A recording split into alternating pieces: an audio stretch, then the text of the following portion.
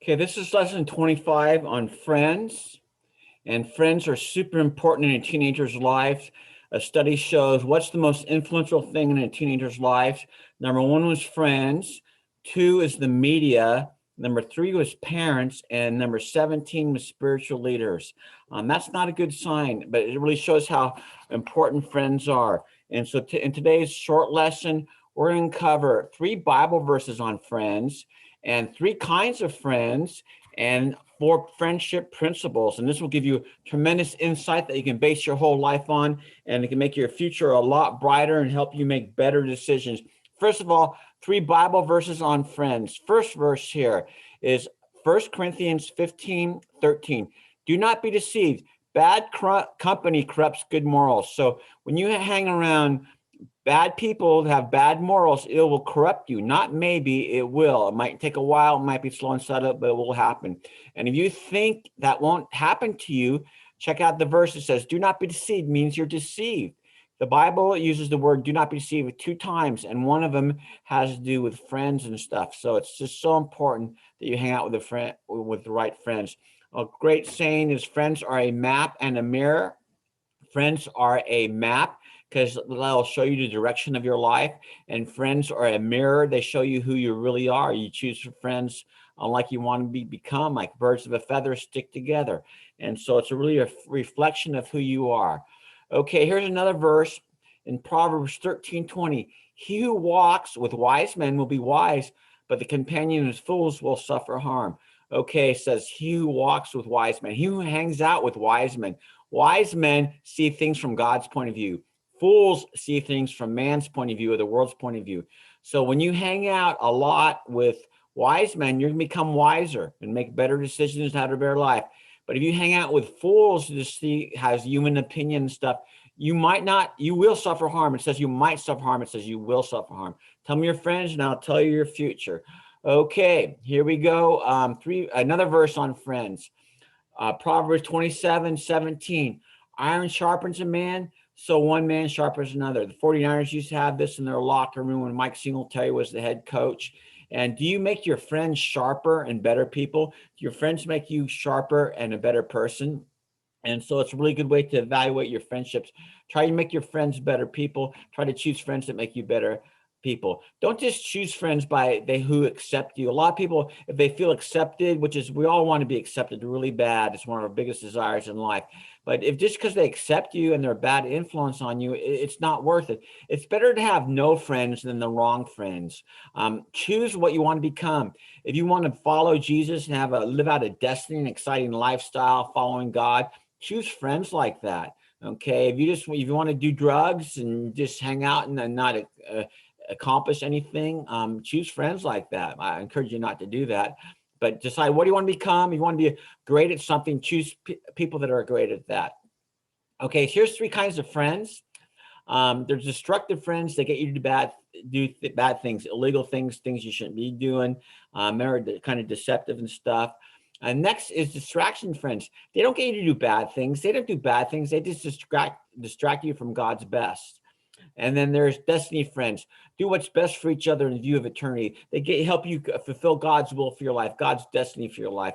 Most people have distraction friends. They don't get you to do bad things. They just distract you from your destiny. Like if you want to be a great football player and you have a friend that all he wants to do is do video games and watch movies and stuff and lie around the house and overeat. Well, that's not bad stuff to a certain extent, but it's a distraction from your destiny. You should be working out, exercising, learning about football and stuff. And man, pray for destiny friends. When you date someone, pray for a person that's going to help you fulfill God's purpose for your life. When you marry someone, it's essential that it's part of God's destiny for you, that you would serve God together and impact the world and be a world changer. So great way to evaluate not only your friends, is who you date, the music you listen to, your choices and stuff. Hey, is this a choice a distraction or is it destiny? Is it destructive or is it destiny? Okay. I got this verse. Let me block out my picture here from Matthew. This verse here: "He who is not for me is against me. Who does not gather scatters." And so I was thinking, that person is not a bad person. you know, and I like them. They're a good person, but you say if they don't gather, they scatter, and they're against you, and they're not really for you. And I thought, it made me think. And I thought, and I really felt God's Spirit say this to me. They're against me, and they scatter and they don't gather, because not that they get you people to do bad things. They don't do bad things, but they distract people from what's God's best. And so that's a great way to evaluate your relationships and stuff. Love everybody, but man, you build an inner circle that's really strong. Okay, last point here. 4 members of a dream team in the Olympics one year, or the first year they let professional athletes be in the Olympics. The NBA All-Star team was going to have Michael Jordan, Magic Johnson, the best players ever, and they just blew through the Olympics. They called them the dream team. So you want to get a dream team. And this is from a book called Wisdom Walks. And you see a diagram, the walker, you're dead center in the middle. That's you. That's you in the middle. Put you in the middle. Ahead of you, on top of you, you have a watchman, a mentor, someone who follows Jesus that's more mature than you, that you can look up to, and you can go to advice, and you can listen to. And so everyone should have a positive mentor in their life. Okay, your warriors are your buddies, your destiny friends that help you make a difference for Christ and stuff. And the workman is someone you're trying to reach out to and mentor to and have a positive influence in his life. Maybe you sit down and you share stuff each week with them, or maybe you just invite them to youth group and invite them to positive events, or get them to listen to positive music. So those are members of your dream team. Okay. So the walker is your personal relationship with God. The warrior is your peers who encourage you in the Lord and the battle together. And then your watchman, that's your mentor, someone that's more experienced than you, that can help you grow in your relationship with God. Those might change over the years, but I encourage you to evaluate your life like that. And if you live like that, man, your life would be exciting. You felt like you belong, you have meaning and purpose, and man, it'd just be so much better in your life. Okay, here's kind of the same principle. Jesus had an inner circle. All right, look at this bullseye. Great example. The first bullseye was Jesus, James, Peter, and John. Not all the 12 disciples. He has special inner 3 that he talked to specially. And then the other 9 apostles would be his next circle. And then there were 70 people that he set out that he spent time with. And then there were sinners and tax collectors and prostitutes. Jesus loved everybody. Love everybody, but have a good inner circle. There's a book that is called The Law of the Inner Circle. Studies show you become the average of your 5 friends. Take your 5 best friends who you spend the most time with, average their morals, their values, their character, their future, and that's probably what you're going to become. Okay, so a quick review and do here. Bad company corrupts good morals. You become like you hang around with. You should make each other better and sharper. Iron sharpens iron. One man sharpens another. 3 kinds of friends are destructive, distraction, and destiny. That's about activities. That's about music. Great way to evaluate your life. Be a person of destiny. You got one life. You don't want to do destructive things. You don't want to live for distractions. You want to live for the destiny of God. He made you do great things. And build your dream team. You got the walker, okay, the warrior, the watchman, and the workman. Those different areas of your life. Okay, so action steps here.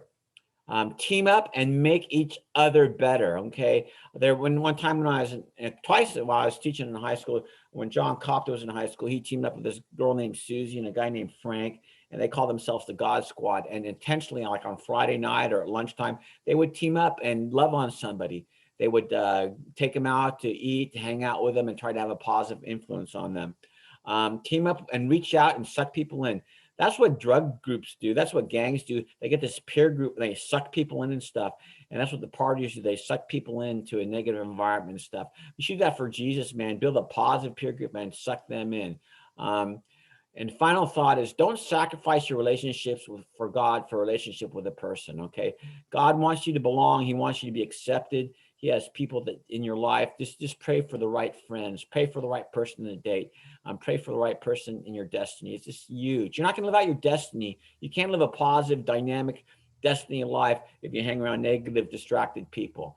Okay, here is the journal. If you have the workbook, write down what's going to remind you of this lesson here. What did God say to you today through the verses and stuff? What action you'll take. Be intentional. Okay. If you want to marry an Italian, if you want to have Italian friends, go to an Italian group. All right. Join the Sons of Italy group. All right. Go where the Italians are. If you want to have friends that follow Jesus. If you want to marry and date someone that loves God, man, go to a youth group or a young adult group, get involved. Okay. So that's today's lesson. I hope you'll apply this to your life. It's just huge to apply it to your life because it will determine your future. It will determine your destiny. God has great things for you to do. He loves you. His plans for your life is better than your life. But team up and get an army of God and make a difference in the world.